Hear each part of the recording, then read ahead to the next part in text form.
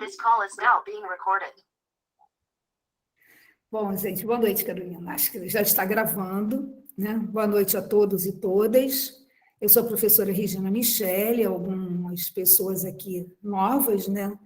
No nosso evento. É uma satisfação receber a todos e todas. A Ciranda de Leitura faz parte, né, do nosso núcleo de estudos em literatura infanto-juvenil da UERJ, o NELIJ UERJ, e é também uma atividade do grupo de pesquisa do CNPq, o ENLIJ. Essa é a primeira vez que nós, né, nos arriscamos com a Ciranda de Leitura, portanto, vocês estão participando do primeiro momento, o primeiro evento, né?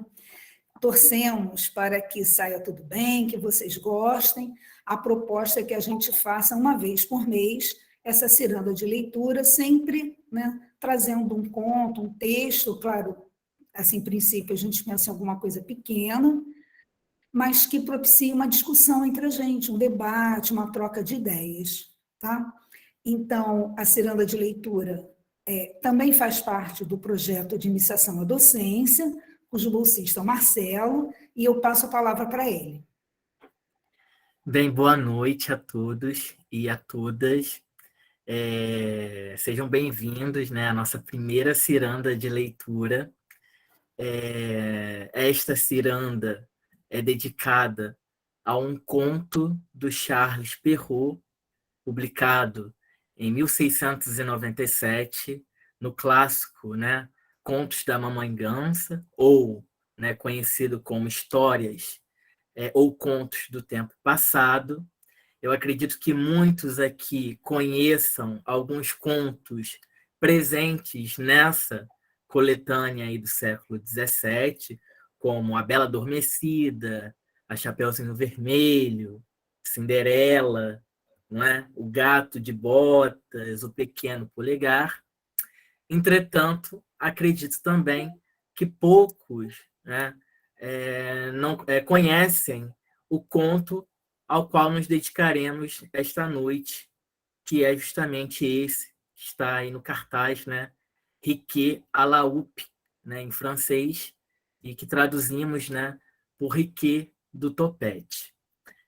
Professora, eu peço licença para compartilhar aqui apenas 2 slides antes de passar a próxima etapa da nossa ciranda de leitura. Bem, vamos lá.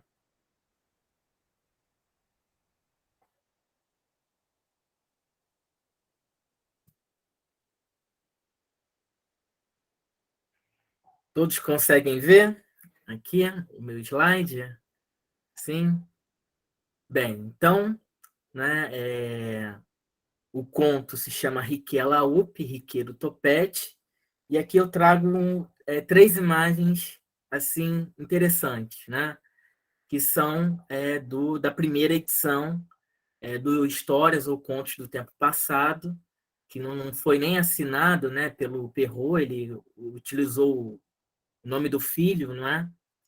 E aqui nós temos, não sei se vocês conseguem ver com nitidez, né, a primeira ilustração, então, a esse conto, né, Riquet à la Houppe, né? Tentem imaginar, não é, do que trata essa imagem como pista da leitura que faremos, né? Temos aí uma representação de uma floresta, né, com as árvores, 2 figuras no primeiro plano conversando, né? Um homem e uma mulher, né? Reparem nas vestimentas, né? Reparem nas posições dessas figuras, né? O homem, né, ligeiramente curvado, com o chapéu na mão, estendendo a mão, não é? E a mulher,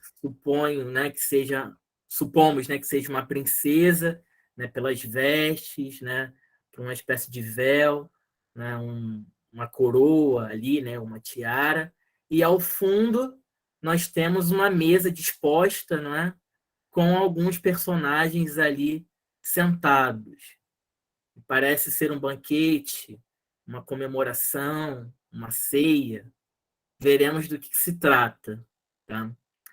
Então, eu convido aqui alguns colegas que fazem parte do grupo de estudos, não é? A lerem, junto comigo, o conto Riquet do Topete. Neste conto, nós temos, além do narrador, né, nós temos 5 personagens que se pronunciam. Né? A princesa mais velha, que será lida pela Cláudia, a rainha, mãe das princesas, nossa colega Maiara vai fazer a gentileza aqui de fazer a leitura, a fada, temos uma fada, né? A Seve vai fazer a leitura para a gente, o Riquet, que é a Maria Vitória, que vai ler para a gente, e o Rotser, que é uma espécie de churrasqueiro, que será lido pelo Luiz. Não sei se o Luiz está presente na sala, acredito que não. Tá presente? Tá presente. Perfeito. Então, o nosso amigo Luiz fará a leitura. Então, nesse exato momento, eu peço para que todos os participantes dessa ciranda de leitura fiquem atentos, escutem, tentem se deliciar com essa leitura dramatizada que faremos. Então, vamos começar. Era uma vez uma rainha que deu à luz a um menino tão feio e tão mal apessoado que duvidou-se por muito tempo se ele tinha forma humana. Uma fada que estava presente em seu nascimento assegurou que ele não deixaria de ser amável, porque ele teria muita inteligência. Ela acrescentou ainda que ele poderia, em virtude do dom que ela acabara de lhe oferecer tanta inteligência quanto a que ele teria, aquela que ele mais amaria. Tudo isso consolou um pouco a pobre rainha, que estava bem aflita de ter colocado no mundo um bebê tão feio. É verdade que a criança mal começava a falar e já dizia milhares de coisas espirituosas. E havia em todas as suas ações um quê de espiritual, com que todos ficavam encantados. Já ia me esquecendo de dizer que ele veio ao mundo com um pequeno tufo de cabelo, arrepiados na cabeça, o que fez com que recebesse o nome de Riquet, do topete, pois Riquet era o seu nome de família. Ao final de 7 ou 8 anos, mais ou menos, a rainha de um reino vizinho deu à luz a 2 filhas. A primeira, que veio ao mundo, era mais bela que o dia. A rainha estava tão feliz que temia-se que a alegria excessiva a machucasse.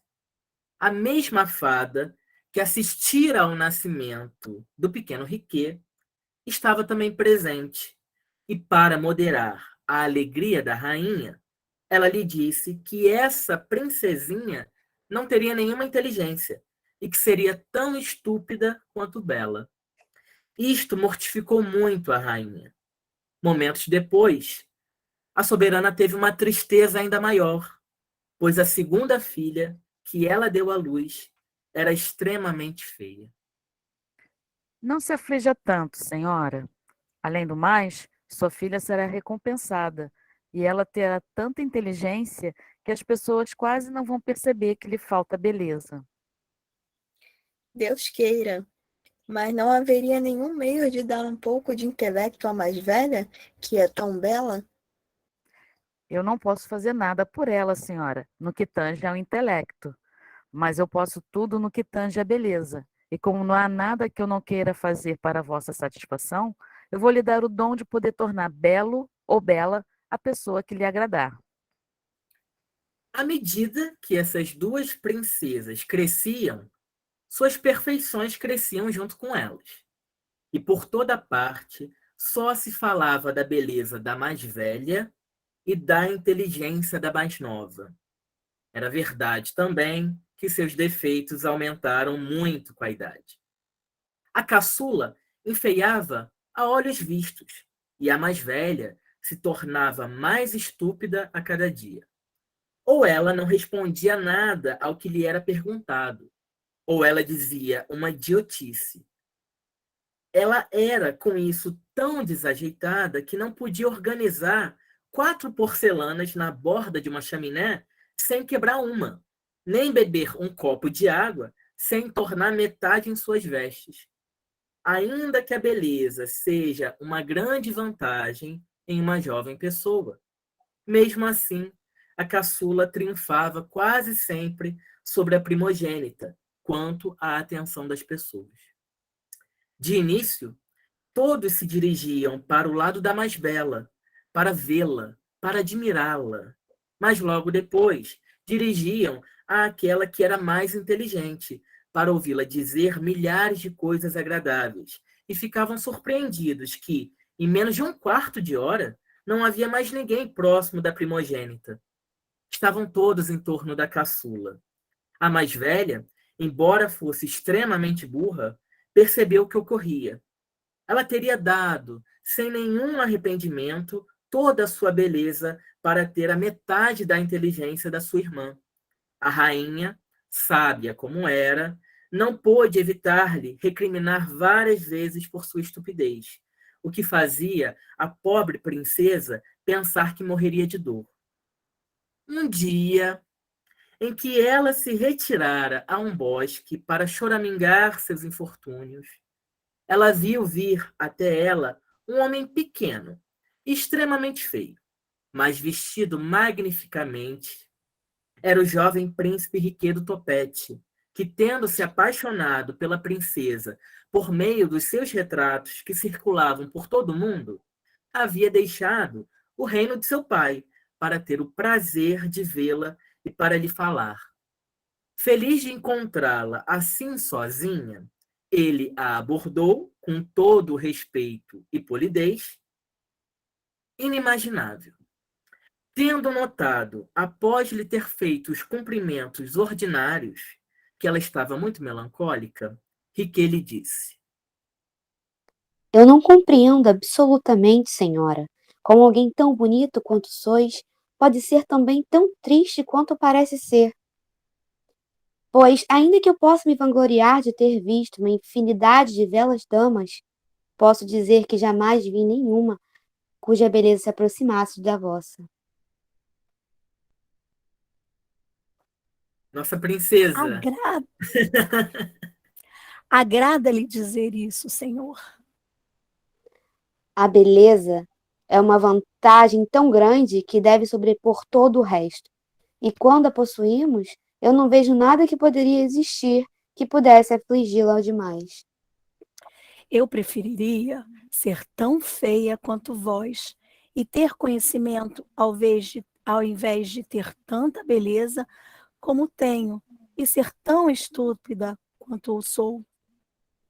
Não há nada, madame, que destaque mais que temos inteligência do que crer não ter.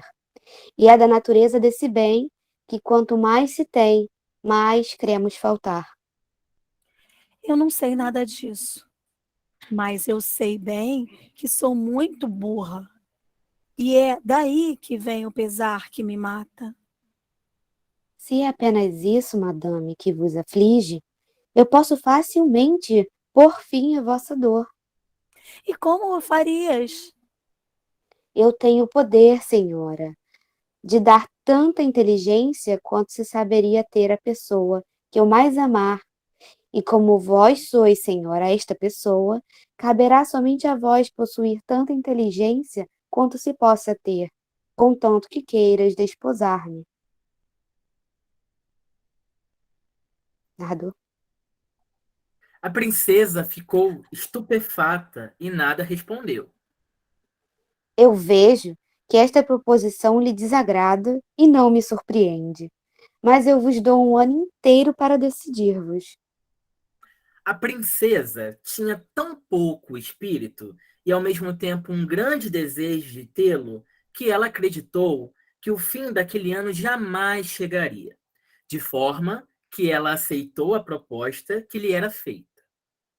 Mal prometeu a Riquet do topete que o desposaria na mesma data dentro de um ano, e a princesa já se sentiu bem diferente do que ela era antes.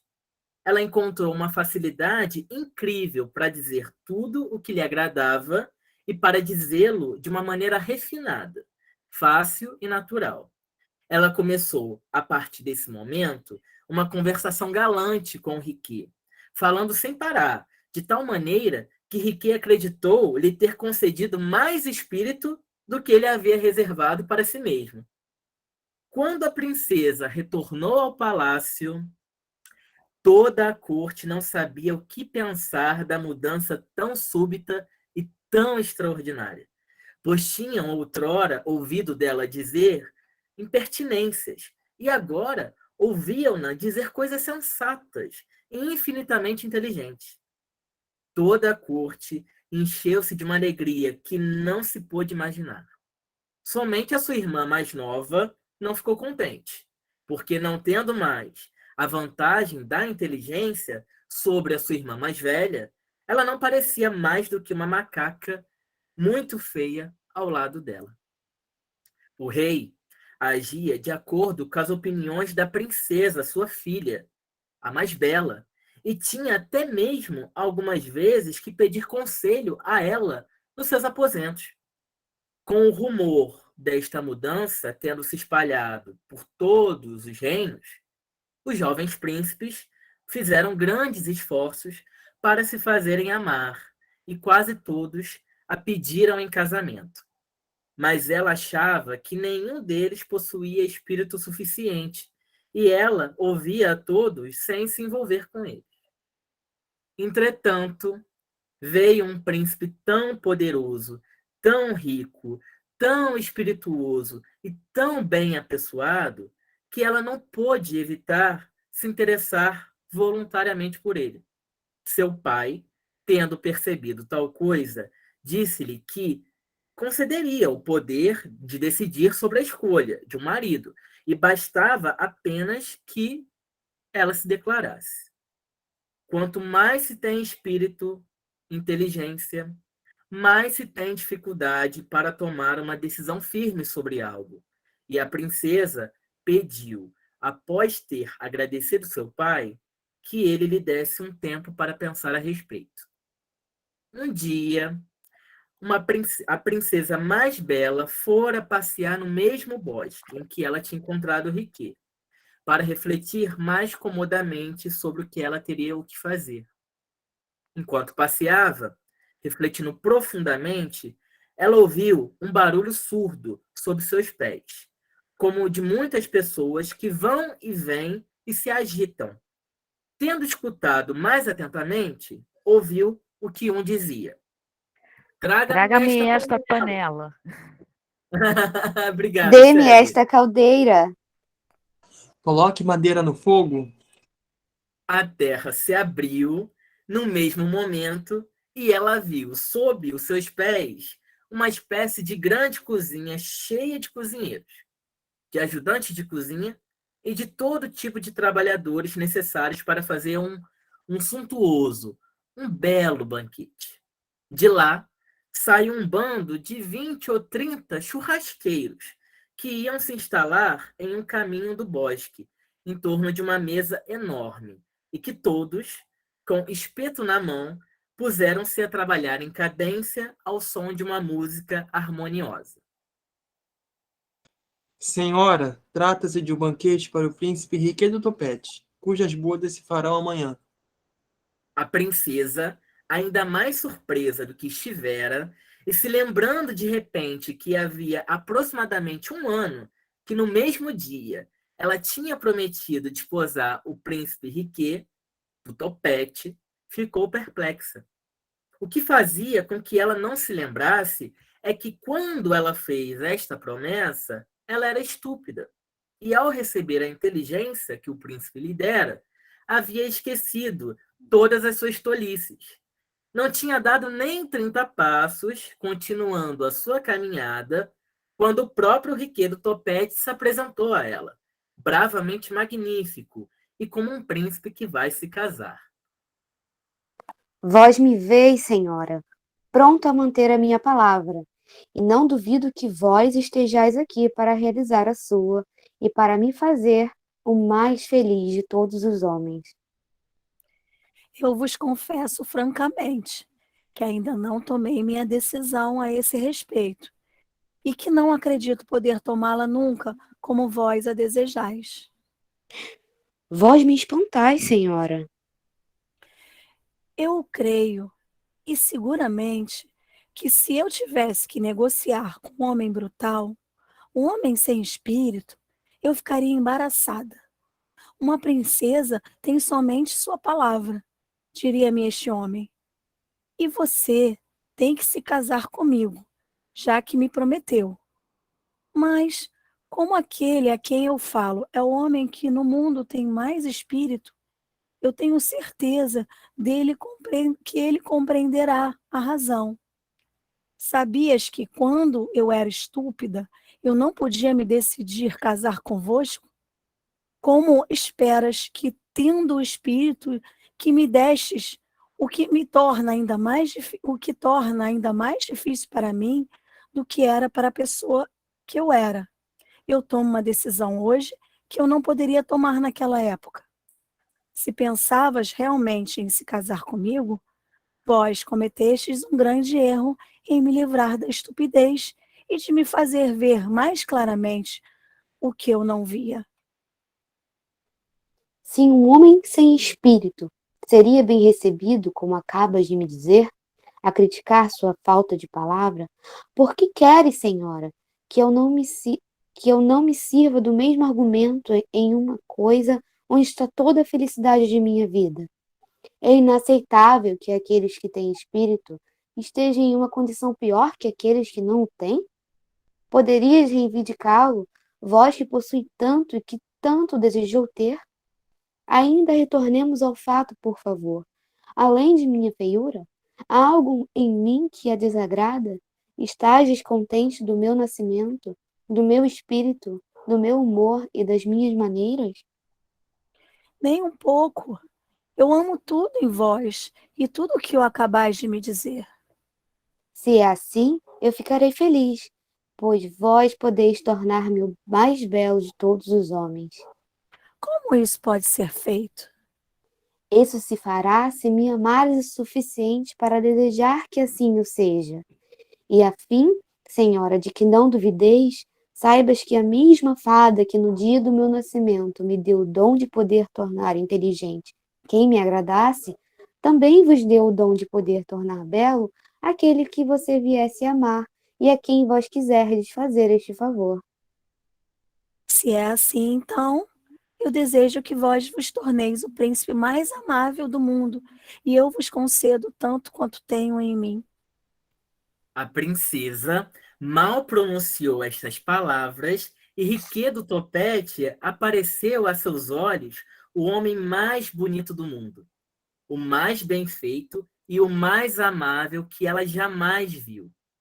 Alguns asseguram que não foram os encantos da fada que operaram, mas que só o amor realizou esta metamorfose. As pessoas dizem que a princesa, tendo refletido sobre a perseverança de seu amante, sobre sua discrição e sobre todas as boas qualidades de sua alma e de seu espírito, não reparava mais na deformidade em seu corpo, nem a feiura de seu rosto, e que a corcunda de Riquet não lhe parecia mais que a boa aparência de um homem com as costas largas. Onde antes a princesa o havia visto mancar horrivelmente, ela não encontrava mais do que um certo ar inclinado que a encantava.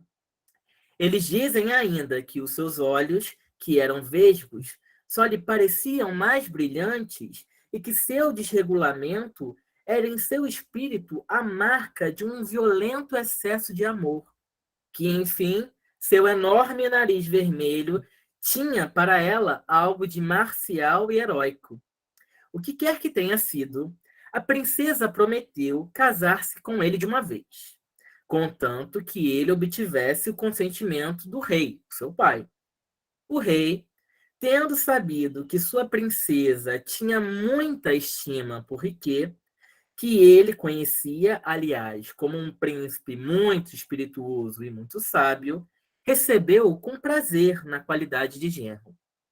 No dia seguinte, realizou-se o casamento, como Riquet do Topete havia previsto e segundo as ordens que ele havia dado muito tempo antes. Fim.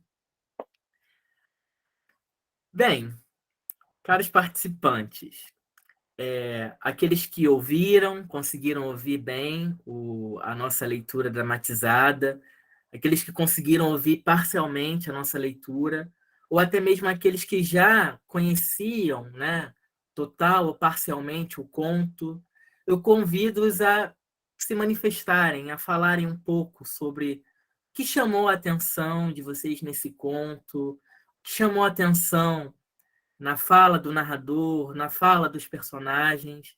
Por favor, fiquem à vontade nesse momento para compartilharem conosco as impressões antes de passarmos para uma outra etapa da nossa ciranda.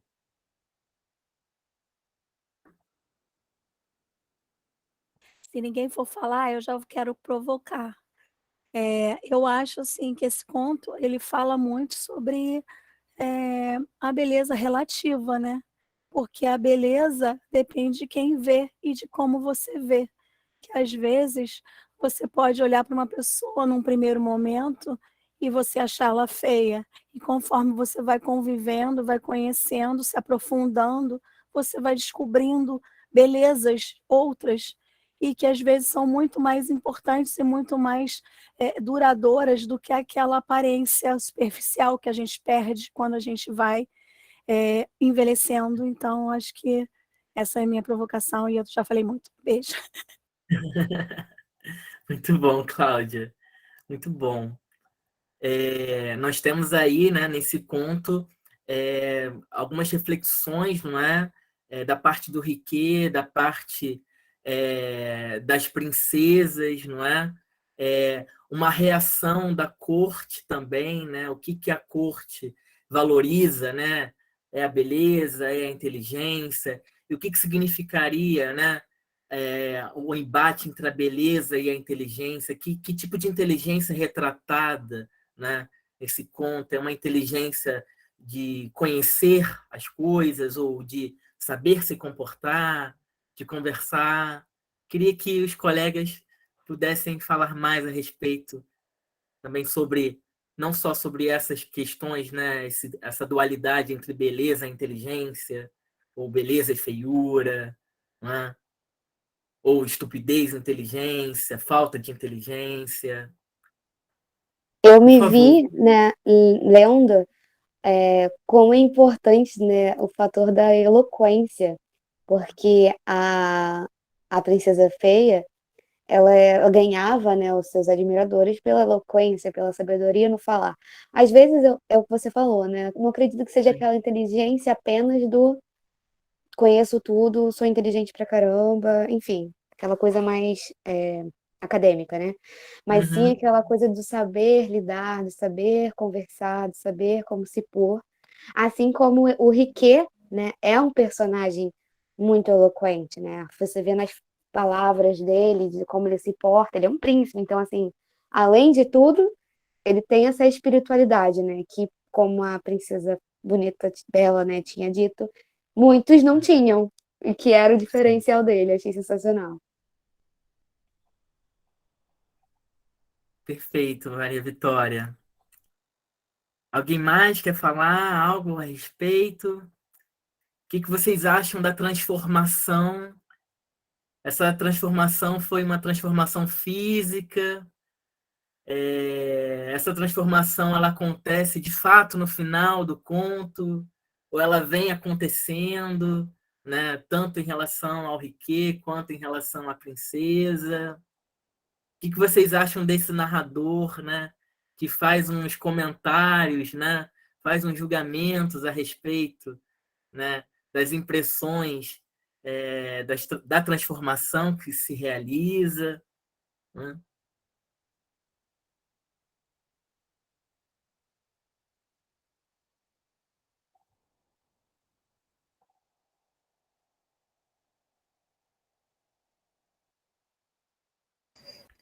Bem, eu vou ler aqui alguns comentários, né? Enquanto o pessoal vai rompendo a timidez. A Renata disse que ouviu muito bem, né, o conto, e ainda acrescentou que acha o conto, acho que esse conto nos revela o quanto a inteligência é libertadora e empoderadora, né? Concordo. Aí a Cláudia também complementou, né? Acho que essa transformação é um processo de conhecimento que se deu entre ambos, né? Maria Lúcia acaba de acrescentar, um recado é que a inteligência se aprende. A mediação, o papel do outro é destaque. Sim, sim. Né? Karen, obrigado, Karen. Não estou conseguindo. Tá. Não estou conseguindo habilitar meu áudio, mas não tem como não tecer um paralelo com a Bela e a Fera. Interessante. Na versão de Villeneuve, a Fera não só fica feia, como perde sua capacidade de eloquência e inteligência. Bem observado. Sim, perfeito, sim. Marcelo me lembra também Quasimodo, né? Sim, verdade. Sensacional a forma, né, de que ele não muda a forma dele no filme. E aqui, se levarmos para a interpretação de que ele não mudou a forma física, mas sim que ela mudou o olhar dela perante ele, a gente tem como fazer esse paralelo também. Achei muito Uhum. legal isso. Eu vou compartilhar, então, brevemente uma leitura que eu fiz recente a respeito desse conto, né? O Riquet à la Houppe. Eu já adianto a vocês um pouco, também fiquem assim à vontade para até pesquisarem a respeito, o quanto que esse conto ele não é valorizado, sobretudo no século XX. Não há muitos estudos sobre esse conto, inclusive há algumas coletâneas dos contos da Mamãe Gansa que retira esse conto, mantém apenas os que nós já conhecemos, e esse conto não figura.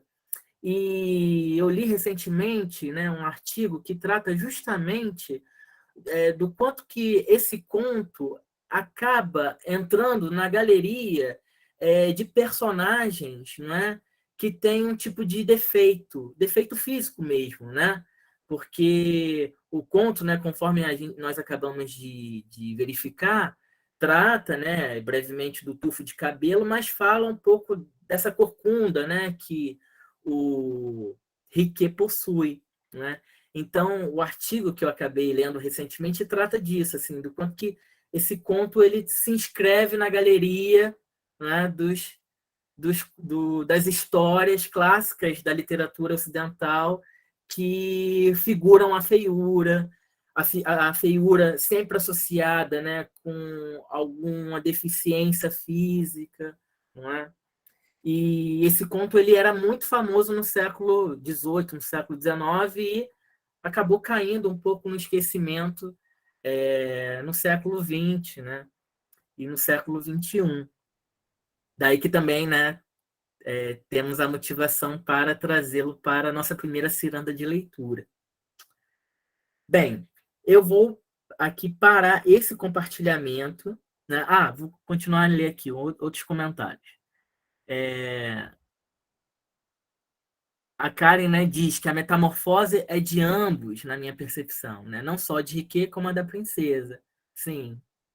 E a Cláudia disse que, na minha opinião, a inteligência que se refere no conto tem a ver com a inteligência emocional, de saber se relacionar com o outro e também com a capacidade de argumentar.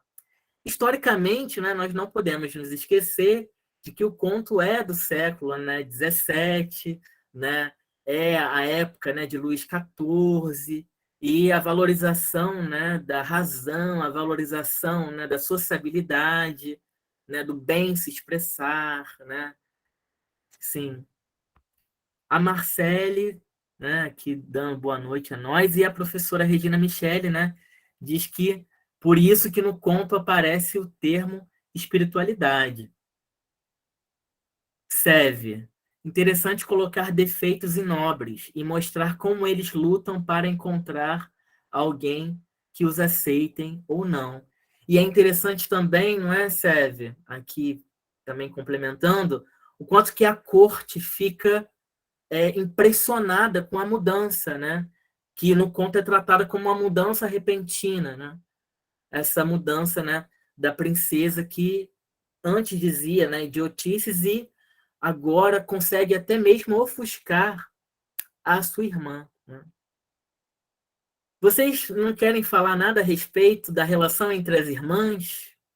A irmã mais nova, a irmã mais velha, né? Quem protagoniza mais, né, num determinado momento, quem não protagoniza, sai de cena.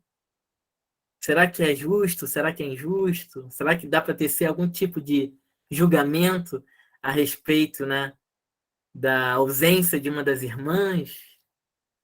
O que vocês acham? Estou provocando aqui alguns questionamentos.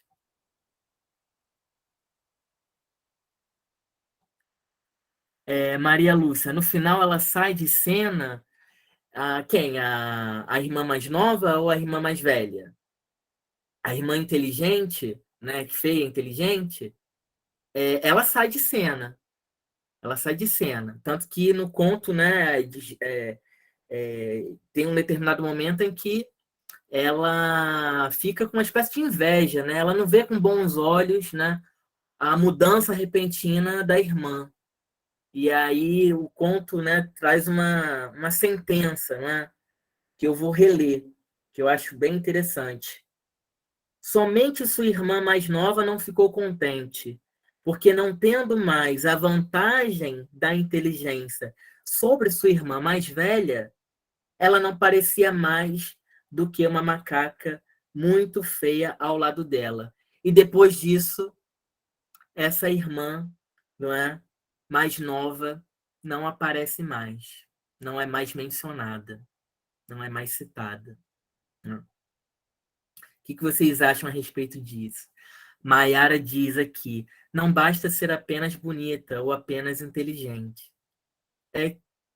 Queridos, se vocês puderem habilitar o microfone, tá bom? Né? Só para não ficar ouvindo a minha voz, fiquem à vontade, tá?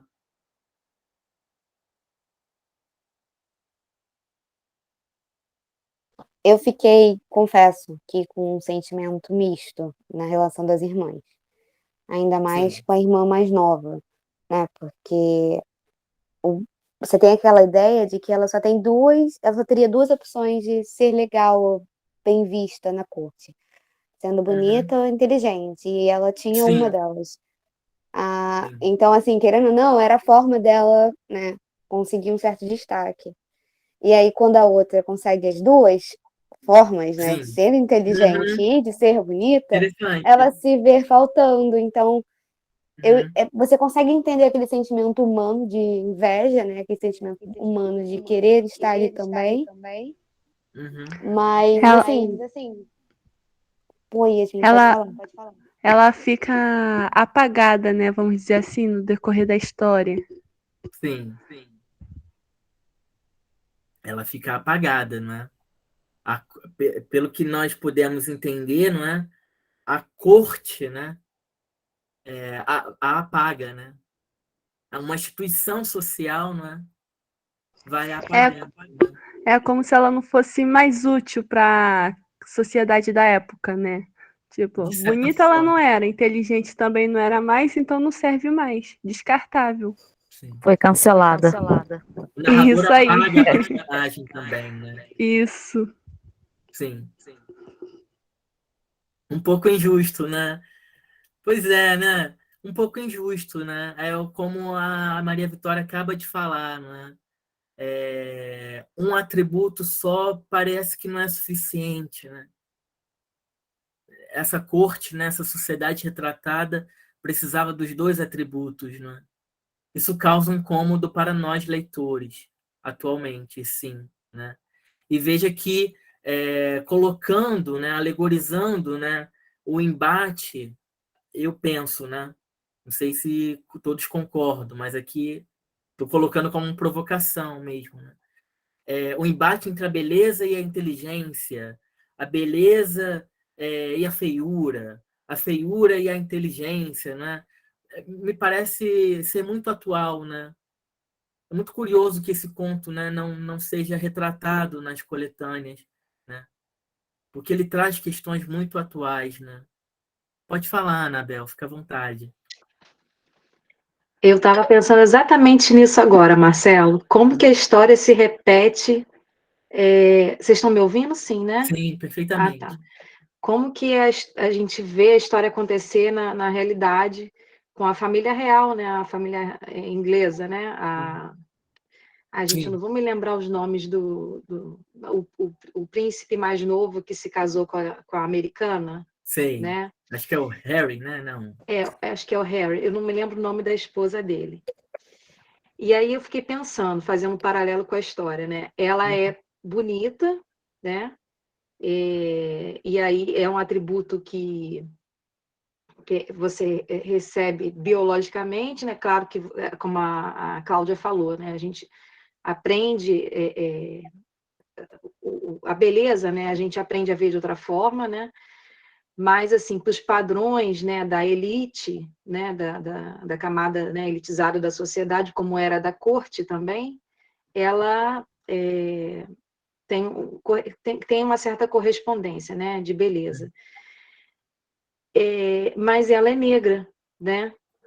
Ou vem de família negra, o que é inaceitável, né? A questão do preconceito racial muito presente na corte, né, lá da Inglaterra. Então, estava tentando tecer esse paralelo com a vida real, né? Impressionante como essas coisas acontecem, né? Sim, perfeito, Anabel. Né? Eu acho que há Isso, vários Megan. elementos, a Mega, né? Isso, exatamente. É só E complementando, desculpa, Marcelo, mas só complementando, ainda tem um agravante na questão da Meghan, né? Porque ela é atriz. E isso, para uma família tradicional, isso eu acho que seria pior do que ela ser afrodescendente, porque, enfim, para os conservadores isso é muito liberal, né? Então isso é difícil de aceitar. Ainda tem essa coisa, né? exatamente. Se você Exatamente. puxar isso que ela é atriz, ela trabalha, né? A família real, ela vive às expensas do povo, o povo que paga tudo para eles. Eu acho que ela, de certa forma, tem um valor maior do que eles, né? Ela sabe E batalhar vou, pelo dinheiro dela. e eu vou pegar isso aí, Sérgio, que você falou, batalhar, que me sugere uma certa independência, não é? Dessa figura, né, da Meghan, que vocês acabaram de citar. Isso se relaciona com o conto, eu penso, queria que vocês pudessem falar um pouco mais a respeito disso, porque, num determinado momento, veja que essa princesa, né, bela, que adquire inteligência, ela pensa a respeito dos príncipes, não é? Tem um determinado momento do conto em que os príncipes vão cortejá-la e ela não vai se interessando por eles, né? E aí aparece um mais espirituoso, mas ainda assim, esse que aparece, ela não toma uma decisão de cara. Ela prefere refletir, ela prefere pensar. E o rei, né, diz a ela que ela tem a possibilidade de escolher. O que vocês acham disso, né? O que vocês acham desse momento, né, em que o rei, entre aspas, né, cede à sua filha a possibilidade dela escolher o seu esposo, né? E ela então não escolhe de imediato. Ela prefere ir ao bosque, à floresta, não é? Refletir, sabendo que não é uma decisão para ser tomada imediatamente. O que vocês acham disso? Será que é um pouco distoante, até mesmo para a sociedade, né, da época do século XVII, né? Uma mulher escolher o seu marido, né? Ou escolher com quem você quer se casar, ou até a possibilidade de não escolher se casar? Queria que vocês pudessem falar sobre isso, porque isso me chama a atenção também. Isso aconteceu depois que ela ficou inteligente, né? Isso, ela aconteceu depois que ela ficou inteligente. Sim. E o conto Realmente. que quanto mais se é inteligente, mais difícil é tomar uma decisão. Vocês concordam com isso? O que vocês acham disso? Concordo, porque eu acho que ao passo que a gente, no conto, vai, entre aspas, vai ficando mais inteligente, a gente se torna mais crítico, né? Mais observador, né? Fica analisando as questões. Então, isso na cabeça da princesa, essa inteligência que a gente pode subentender como conhecimento, argumento, né? Poder de criticar, analisar, então ela fica ali na dúvida e também na possibilidade, será que eu devo casar ou não casar? Por isso que eu acho que a inteligência, em certo momento, é libertadora. Uhum. O conhecimento é libertador. E, de certo momento, ela sendo inteligente, ela vai ver aqueles homens bonitos, ela fica assim, não, eu não quero só homem bonito, eu também quero um homem inteligente, né, para poder me acompanhar no meu raciocínio. Bem, perfeito, perfeito. A Maria Lúcia acaba de dizer, né, a possibilidade que mostra, né, um estar à frente no seu tempo, sim. E a Giovana acrescenta, né, concordo, porque tem muitas coisas a pensar. Quando você é ingênuo, não pensa muito, só vai. Vocês repararam também que essa princesa Marcelo, tem desculpa. Oi, pode falar. Desculpa Sim. te interromper, só para você Não, mudar de imagina. assunto. E aí, só para, de novo, né, fazer um paralelo com a realidade, né, com a nossa vida, isso também acontece com as mulheres, né? E aí, quanto mais velhas, né, e mais conhecedoras, né, inteligente no sentido de aquisição de experiência, né, de sabedoria, a gente vai sendo mais exigente, né, vai tendo mais critérios para escolher uma pessoa para estar ao nosso lado, né? Então, eu acho que, de novo, a gente tira aí, né, esse paralelo com a vida real, né? Sim, sim. Perfeito. Foi Eu o que ia eu já falei falar, no Anabel. chat, Pode que a falar, Célia. eu comentei lá no chat que literatura é atemporal, né? Sim, literatura Você é vê que atemporal. era um conto voltado para as crianças. A gente já traz para a nossa vida, já vê como é que é o crescimento pessoal, já vê o lado feminino, como a gente trabalha a cabeça, né? Vai se tornando mais crítica, mais exigente. Então, eu acho que a literatura é atemporal. Eu queria fazer duas provocações. A primeira nós chegamos à conclusão aqui, né, de que essa princesa bela, não é, mais nova, que ganha, né, vai ganhando a inteligência ao longo do ano, se empodera, não é, em vários aspectos. Um deles que passa até desapercebido é o poder político, porque, né, o conto diz que o rei até mesmo aceitava os conselhos dessa princesa, né? E ia consultá-la em seus aposentos. Né? O que vocês acham disso? Né? Quer dizer, veja, né, como que o conto, né, vai dando protagonismo a essa princesa. Né? O que é curioso é que o nome do conto é Hikelaúpe, né? O nome do conto é derivado, né, do personagem masculino, né? Mas será que é esse personagem masculino que é o protagonista dessa história? Definitivamente não, com certeza foi a Uhum. princesa feia. E olha, eu fiquei ouvindo vocês falando aí, e eu pensei em mais uma coisa que não tinha me ocorrido na hora, que é a questão da maturidade. Porque a Anabel que me despertou, obrigada, Anabel, que eu não tinha pensado nesse aspecto. Porque assim, a maturidade fez com que ela percebesse que ela tinha o valor dela, ela só não estava sabendo usar. Enquanto que a mais nova, ela estava lá, sabe, se aproveitando do que a mais velha tinha, mas ela não estava se percebendo. Então, muito dentro do que a Anabel falou, tem a questão da maturidade, que às vezes você, acho que não foi só a Anabel que falou, não, mas alguém falou também, que você acaba realmente sendo mais valorizado, porque você adquire mais sabedoria. Aí Sim, acho que a sim. inteligência está mais ligada à sabedoria, porque você sabe como lidar com os conceitos que você aprendeu. Porque eu acho, assim, eu tenho uma visão de inteligência assim, muito particular. As pessoas acham que gostam de falar que fulano é inteligente porque ele consegue deter muito conteúdo. Ou então porque ele é muito fácil tem muita facilidade para determinadas coisas, né, de conhecimento. E eu já penso que a inteligência ela tem muito mais a ver com a forma como você aplica o teu conhecimento no seu dia a dia, no seu cotidiano, na sua vida.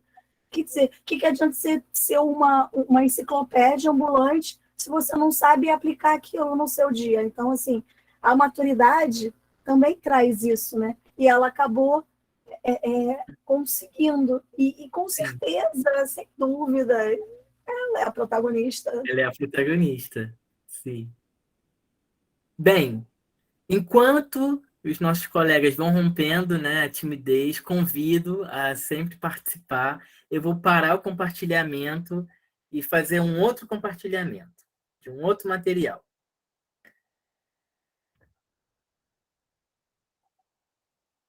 Por favor, coloquem no chat de onde vocês são, de onde falam, tá?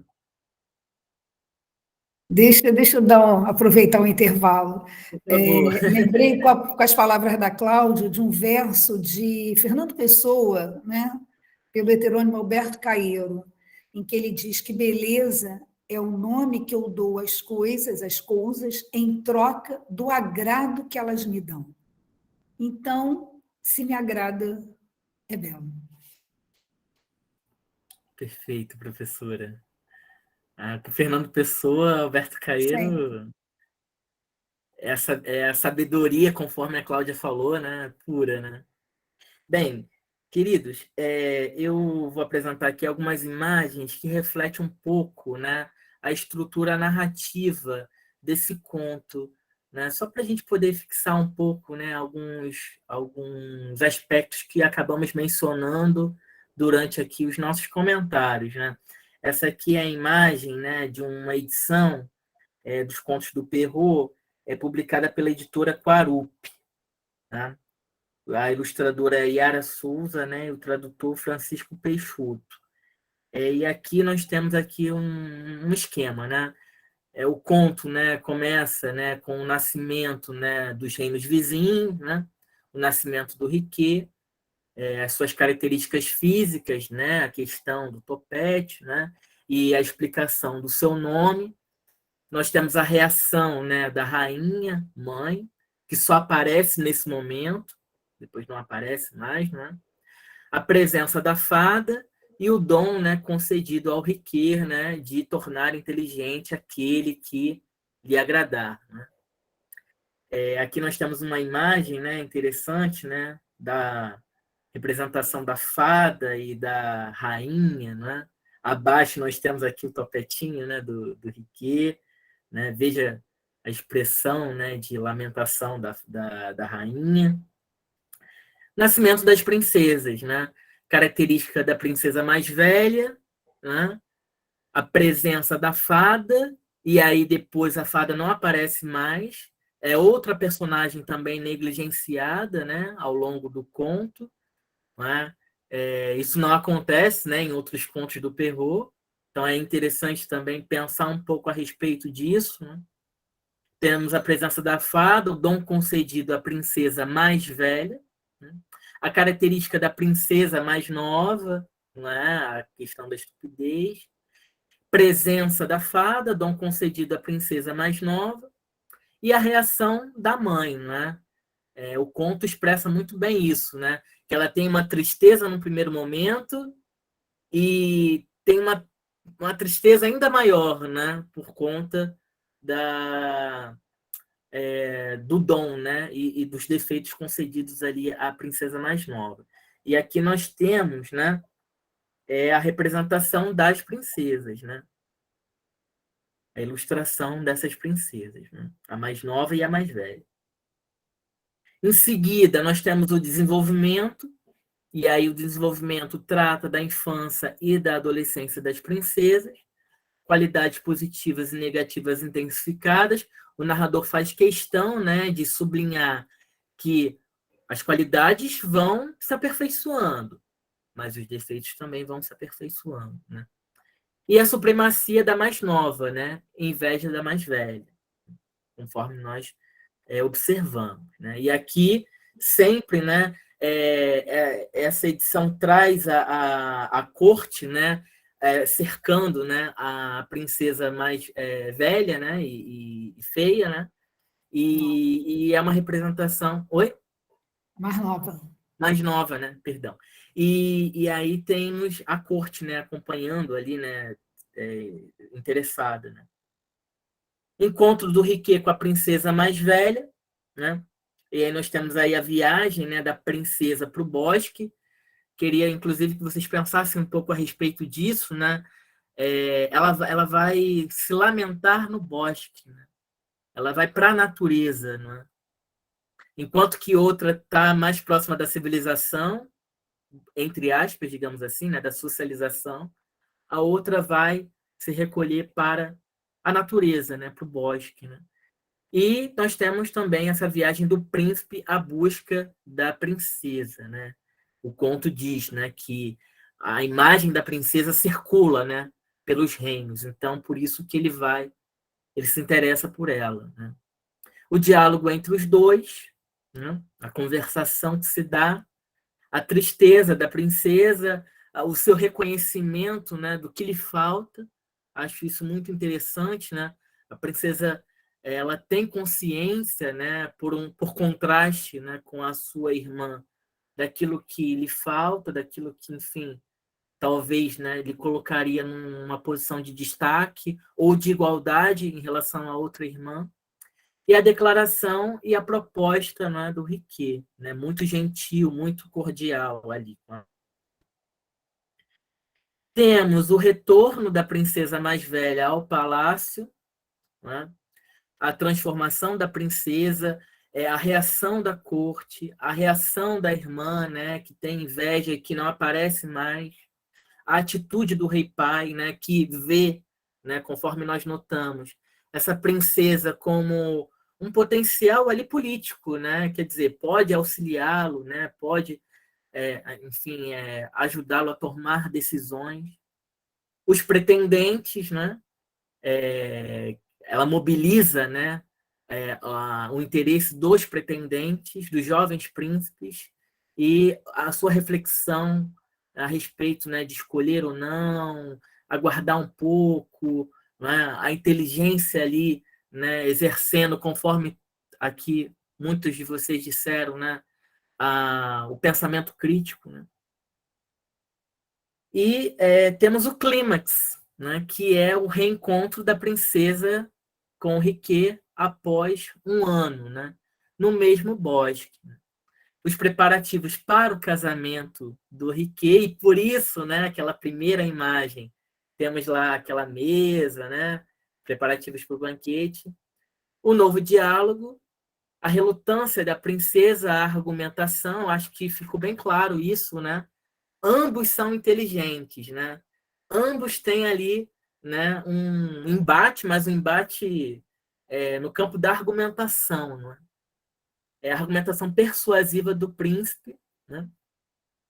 E o desfecho, né? O casamento da princesa do Riquet.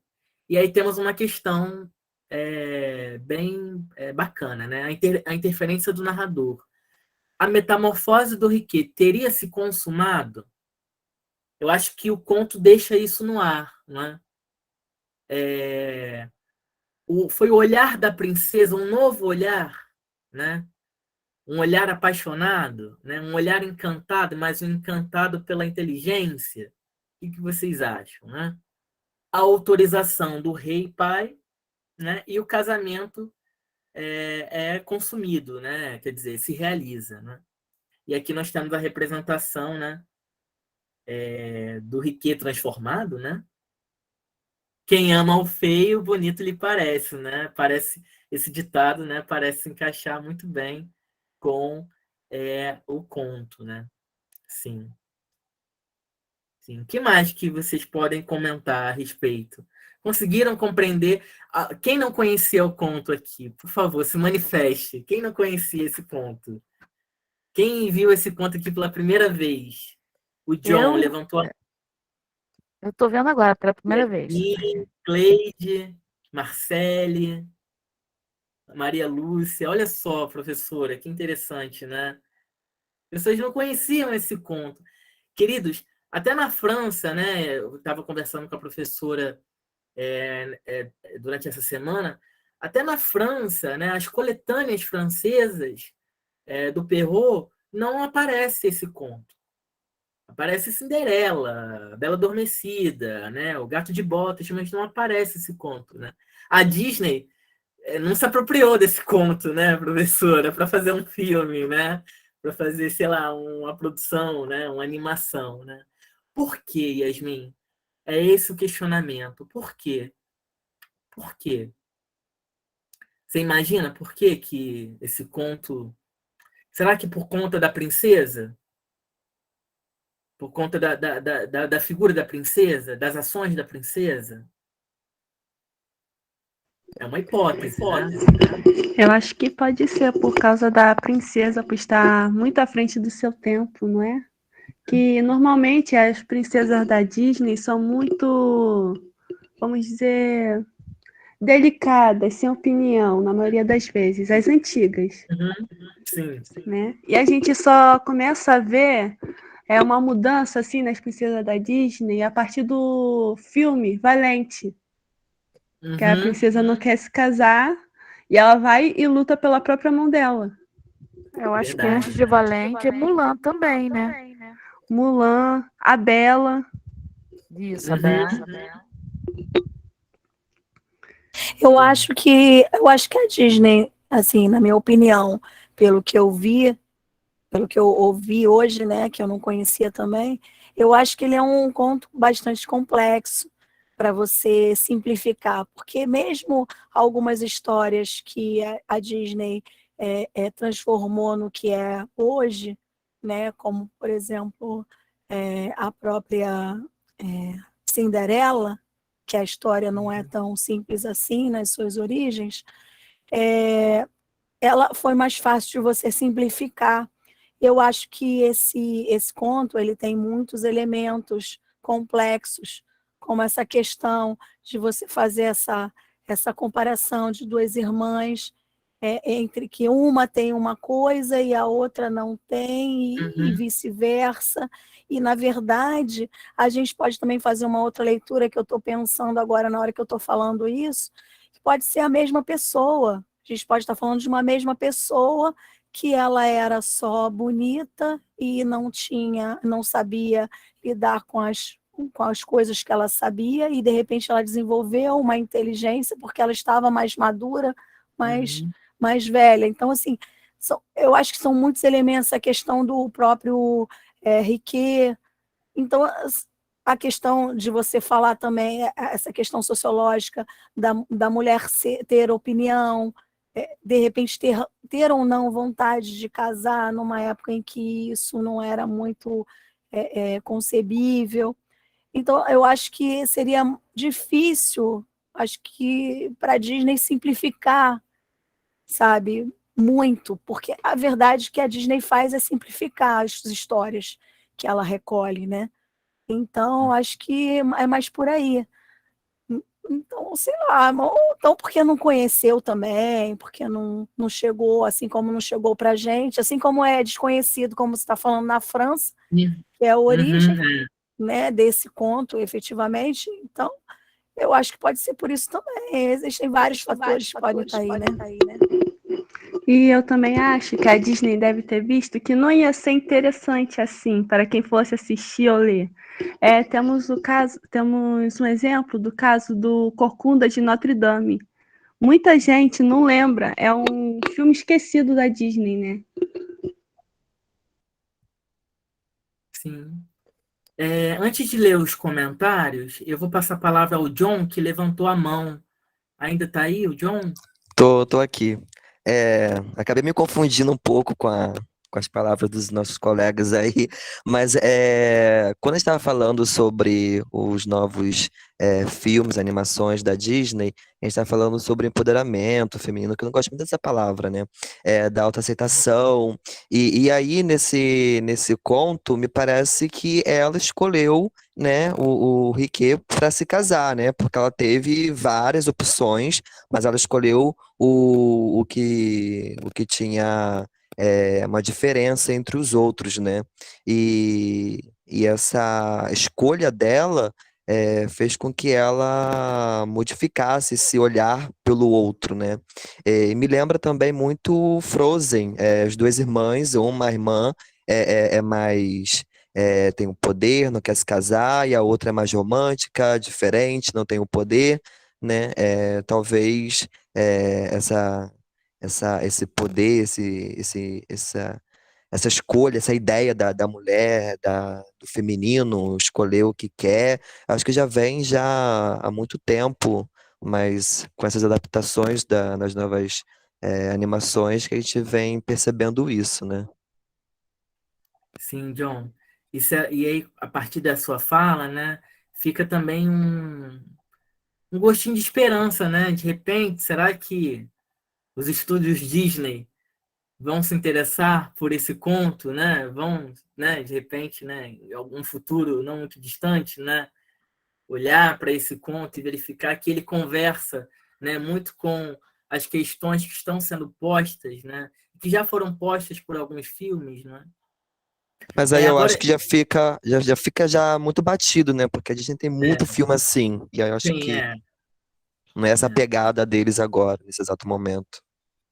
Agora, é curioso que o final do conto, e eu vou reler antes de ler os comentários, o final do conto, a última frase do conto, para relembrar vocês, diz assim, ó: no dia seguinte, realizou-se o casamento, como Riquet do Topete havia previsto, e segundo as ordens que ele havia dado muito tempo antes.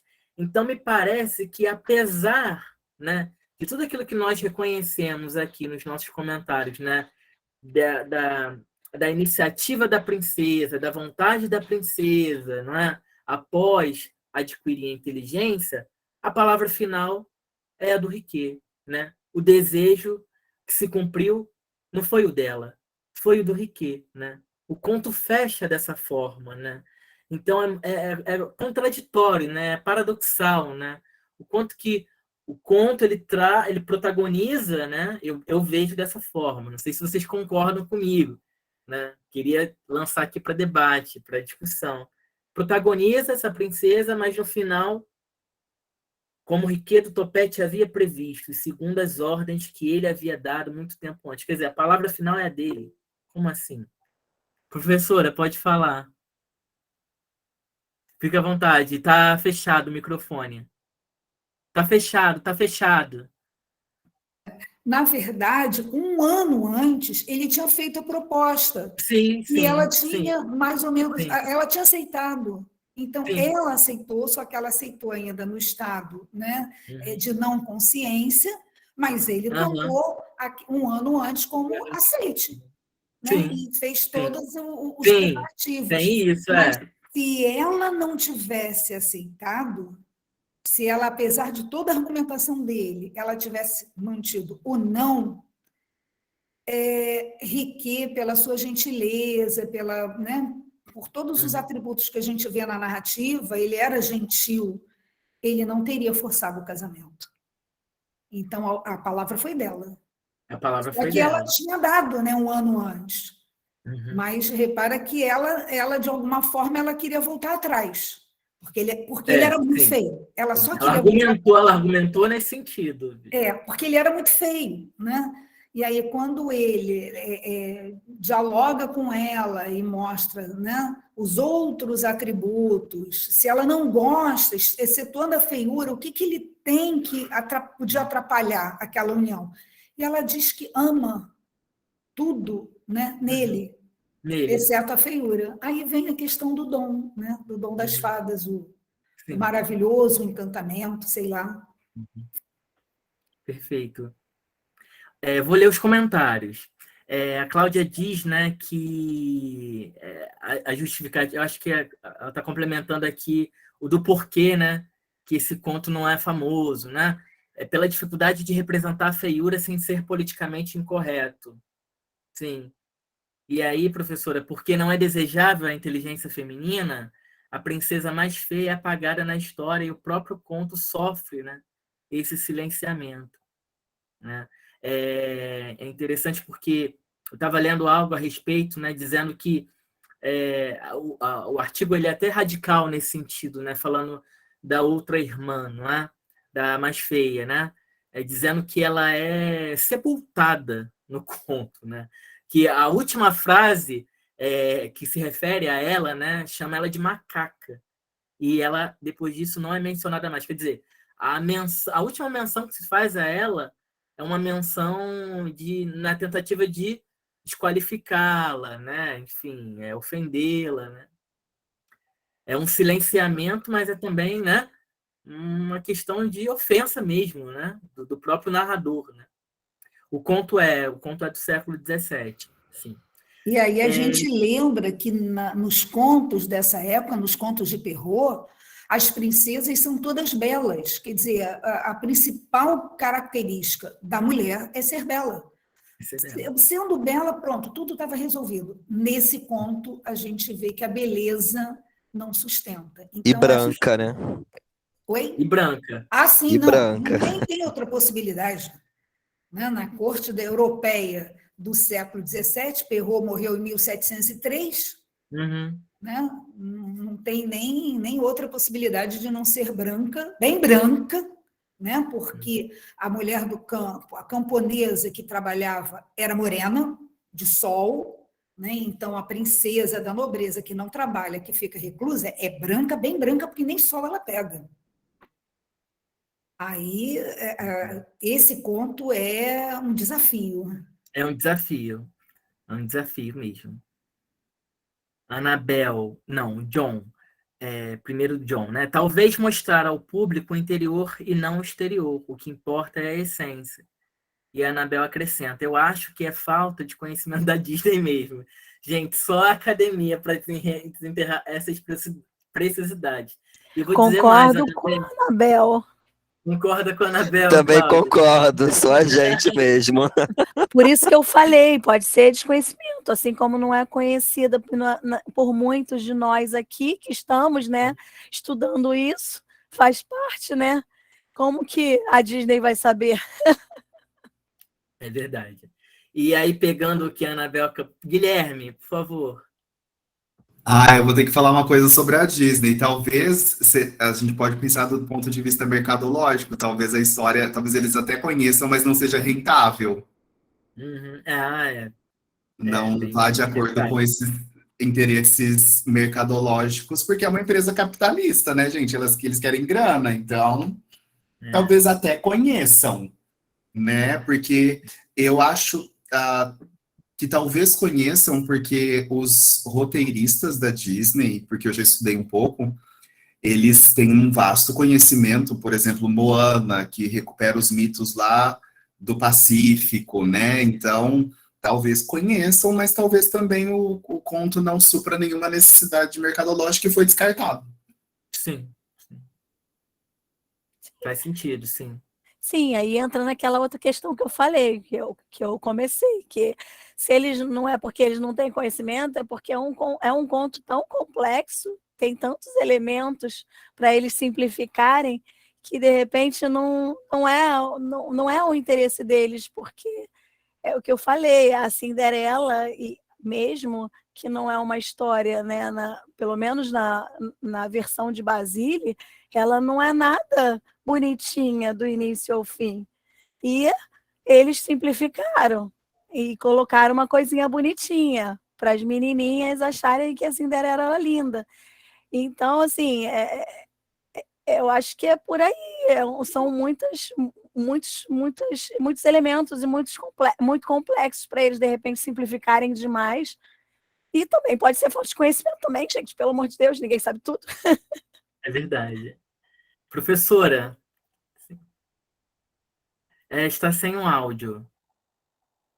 Obrigada, Marcela.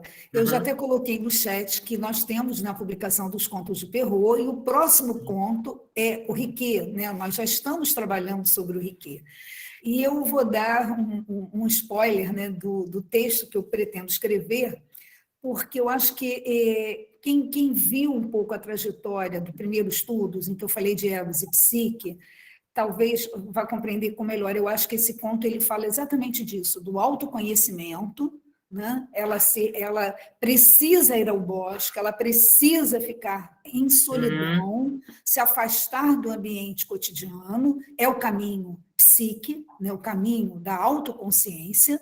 Aí vocês vão dizer, mas Regina, ela encontrou o Riquet e ela volta transformada.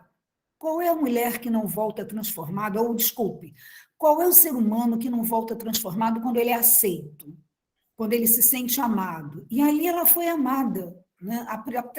Até questiono, acho que isso não é amor, dentro também do que eu desenvolvi, é mais paixão, ele se apaixonou por uma imagem, mas enfim, né? Ela volta transformada, então a metamorfose dela é garantida, a dele o narrador coloca em questão, né? Então é o caminho psique para depois se efetivar o caminho egos. Ela se consolida na sua tomada de consciência, partindo inclusive da consciência que ela tem, né, de como ela é estúpida, porque ela podia nem se importar. A outra irmã é feia, mas o texto não diz que isso seria um problema para ela, né? A bonita não. O fato dela ser atrapalhada e derrubar tudo e não manter uma conversação é um problema. Ela podia nem ligar, não estou nem aí, né? Mas ela se incomoda, ela liga, ela sofre. Quer dizer, a partir dessa tomada de consciência, a gente vê que ela muda, né? Agora, esse narrador o Perrault como narrador, Os gente, narradores, assim. é tudo de bom. Pronto. Mas é Bem, só um spoiler. Se Deus quiser, eu vou desenvolver isso. Tá bom, professor. Eu também vou escrever algo a respeito, né? Já estou aí pensando em algumas questões. Vou ler os O convite foi comentários antes feito. de apresentar o último material e dar a palavra. A Cláudia disse que, mesmo agora, os considerados feios são ignorados e excluídos. Adolescentes sofrem muito. Eu sei disso, que eu dou aula para ensino fundamental e médio. Sofre. Então, aí... sim, porque o conto não é popular, não é? Sim. E aí a professora colocou aqui o link, né, que direciona para o site onde estão publicados os contos, né? E que futuramente, né, futuro breve, vai ser publicado a tradução que lemos, né? Nós lemos uma tradução inédita aqui na nossa ciranda de leitura. Bem, o último material, né, a ser compartilhado aqui, né, nós já estamos nos encaminhando para o final da ciranda, é um levantamento que eu fiz, tá? O levantamento que eu fiz no site da Biblioteca Nacional Francesa, Gallicat, de publicações dos contos do Perrault, né? Especificamente as ilustrações dadas a esse conto, né? O Riquet à la Houppe, porque esse conto ele foi muito famoso no século XVIII e no século XIX, e até o início do século XX. Então, ganhou muitas ilustrações, fotografias, não é? Teatro, fez muita peça, ópera, mas eu selecionei aqui, né, para não estender muito, algumas ilustrações, porque também elas provocam reflexões na gente, né? Espero que gere, né? Aqui, como eu mostrei para vocês, é a primeira ilustração existente do conto, né? De autoria desconhecida, né? Que foi publicada aí junto com a primeira, né? Publicação, né? Do conto, né? Aqui dá para ver melhor, não é? O Riquet corcunda com o topete, a princesa, né? Aqui nós já sabemos quem são, né? Mais ou menos essas figuras sentadas, né? São os convivas, né? Os preparadores do banquete. Aqui nós temos uma ilustração do finalzinho do século XIX, né? Que retrata, né? O encontro do Riquet com a princesa, não é? O Rotisser, né, que foi lido por nosso amigo Luiz, né, explicando a princesa, né, dos preparativos do banquete, e a última ilustração é o Riquet já transformado, né? O conto entende, né? A ilustração entende, então, que ele passou mesmo por uma transformação física, né? Essa ilustração é do século XIX também, né? Aqui nós temos a cena do nascimento do Riquet, né? Não sei se vocês conseguem ver bem, né? O nascimento do Riquet aqui do lado esquerdo. Aqui acima, o encontro do Riquet com a princesa, né? Veja que é bem caricatural, né? O Riquet corcunda, o tufo, né? O topete, né? O nariz, né? E abaixo, a volta do Riquet após um ano desse passado, e no final aqui, o Riquet transformado como um cavaleiro medieval mesmo, né? Ali, fazendo a corte, né? Essa ilustração é interessantíssima. Eu gostei bastante quando eu a encontrei. Ela é do início do século XX, né? 1921. Veja que o conto começa com uma ilustração representando as duas princesas. E ambas estão numa biblioteca, né? A mais feia lendo, né, sentada, e a mais nova, e a outra, né, a mais bela, tentando, né, talvez retirar um livro e derrubando ali o vaso de flores, né? Então achei interessante porque há uma tendência em começar o conto, as ilustrações, né, que dão início ao conto, apresentando o nascimento do Riquet, e essa ilustração foge um pouco, né, da tendência. Aqui já é o final, a ilustração final, bem narcísica, né, se a gente parar para pensar, porque é a princesa praticando o dom da transformação e o Riquet se olhando no reflexo do rio, né, do lago, né, já totalmente transformado. Eu acho bem bacana, bem interessante. Essa ilustração, também do final do século XIX, acho interessante porque é a única ilustração que eu encontrei representando a fada, né, com a sua varinha de condão, né, com os símbolos ali de distinção, né, e o bebê, né, é o Riquet. Essa ilustração é uma ilustração que retrata, né, as cenas, né, do bosque, né? Essa ilustração está escura, né? Eu encontrei só nessa qualidade, eu não consegui clarear, né? Mas aqui nós temos as duas princesas, né? Essa ilustração também é uma ilustração interessante, a meu ver, porque retrata as duas princesas, uma recolhida, não é? A mais bela recolhida, no fundo, a mais feia, né? À frente, tecendo uma conversação com a corte. Né? Essa é do início do século XX. Mais uma vez, né, o Riquet, né, fazendo a corte. Aqui, né, o Riquet, né, bebê. Né? E veja a expressão de repugnância, né, da babá, né, ao pegar essa criança. É do final do século XIX. Essa é a famosa ilustração do Doré, né, do Gustave Doré. É a única ilustração feita por ele a esse conto. E essa ilustração antecede a uma espécie de, acho que os colegas conhecem, né, os mais jovens, um spin-off, ou seja, a continuação da história, né, do conto. Né? Essa publicação de 1865 apresenta o conto, o Riquet à la Houppe, a ilustração, né, da Princesa Bela e do Riquet, e a continuação, o que aconteceria depois, né, do casamento, né, da princesa com o Riquet. Nós temos mais uma ilustração, né, sempre a mesma imagem, né, a mesma representação, né, o Riquet fazendo a corte, né, se apresentando à princesa. E aqui, queridos, eu suponho, né, estou fazendo uma suposição de que esta imagem é a representação da rainha, porque é o início do conto mesmo, né? Il était une fois une reine, quer dizer, era uma vez uma rainha, né? A mãe do Riquet. Então, eu acredito, né, que seja a rainha, até porque não tem nenhum signo aqui que me faça, né, perceber que se trata da fada, né? Me parece ser a rainha, e nem a princesa, né?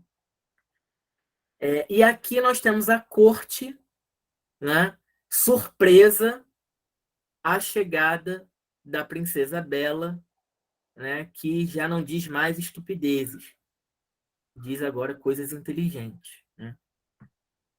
Então, foi um levantamento que eu fiz, né, no site da Biblioteca Nacional Francesa. Aqui nós temos as referências, certo? Facilmente encontrável, basta acessar ali pelo endereço, para que vocês, né, se tiverem curiosidade, se deliciarem com as outras ilustrações, né, com outras representações artísticas relacionadas a esse conto, que foi famoso, repito, no século XVIII, no século XIX, mas que hoje, né, não se interessam mais, né, por ele. Somente nós, aqui do Núcleo de Estudos em Literatura Infanto-Juvenil, e vocês que estão aqui participando. Então, é com esse material que, assim, agradeço a presença de todos. Alguém quer dizer alguma coisa antes de fazer aqui as despedidas? Professora Cláudia, nossos colegas que leram, ficamos muito contentes aí com a participação, com a presença, numa quarta-feira à noite, para ouvir, né, contos de fadas, se interessarem por nossas atividades, né? Pretendemos, né, todo mês trazer uma obra representativa da literatura infanto-juvenil para discutir, para debater, né, para fazer a leitura dramatizada, né, trazer curiosidades, né, que tipo de diálogos podem ser feitos, né, historicamente, sociologicamente, né, com outras obras literárias, artísticas, tá bom? Divulguem esse conto, né, já que agora adquiriram, né, aqueles que não tinham, né, acesso ou conhecimento a respeito desse conto, né, divulguem esse conto, que é um conto maravilhoso, né, que traz muita reflexão atualizadíssima. Né? Deixa eu ler os comentários, né, para não esquecer de ninguém. O Guilherme está dizendo que está elaborando uma pesquisa independente sobre a escritora indiana que tem contos feministas autorais. Né? Tem a releitura da Bela Adormecida e conseguiu entrevistar a autora. Então tem coisas quentinhas, nunca publicadas, guardadas comigo. Muito bom. Então, até breve, Guilherme. Agradecemos, sim, a presença de todos. As ilustrações, né, algumas delas farão parte da publicação, sim, então vocês terão a oportunidade de revê-las. Né? A lista de presença, Bruno... Não, perdão. Perdi aqui. A lista de presença é contabilizada pelo tempo de permanência na sala do Google Meet. Tá bom? Que mais? O Google Meet emite a listagem de frequência, por isso que a gente não se preocupa, né, de passar nenhuma lista. Sim. Eu acho que podemos terminar, Marcelo. O pessoal Podemos já terminar, está sim. saindo, né? Agradecemos a presença de todos. Olha, podíamos tirar uma foto. As redes. Podíamos tirar uma foto, é verdade. Será que você Cláudia, consegue... você pode fazer esse favor para nós? Você podia descompartilhar, porque aí mais pessoas Posso? podem... Né? Agora. Gente, eu vou pedir para que vocês abram a câmera para a gente tirar um print, É o primeiro evento, é a primeira ciranda, a Aham. gente tem que registrar. As 29 pessoas que estão nessa sala, guardem mais um pouquinho, abram as câmeras, por favor. Yasmin, tem mais alguém aí que pode abrir para a gente? Cláudia faz o print? Faço. Legal. Posso fazer? Pode. Sim. Ninguém mais vai abrir câmera, gente? Abram as câmeras para vocês aparecerem. Mais alguém? Maiara, Vitória. Ninguém vai? Cadê Vitória? Tô aqui, gente, bem a câmera Cadê? aberta. Cadê? Ah, tô vendo. É tá diferente de novo. Não, você é a Vicky. Eu quero a Vitória, nova. Ah, eu não sei. Ah, não sei também não. Cadê, Vitória? Bom, vou fazer então, tá? Todo mundo falando maravilhoso! Fiz um. Peraí, gente. Que fazer print no computador é trabalhoso. Peraí. Pronto, já fiz um.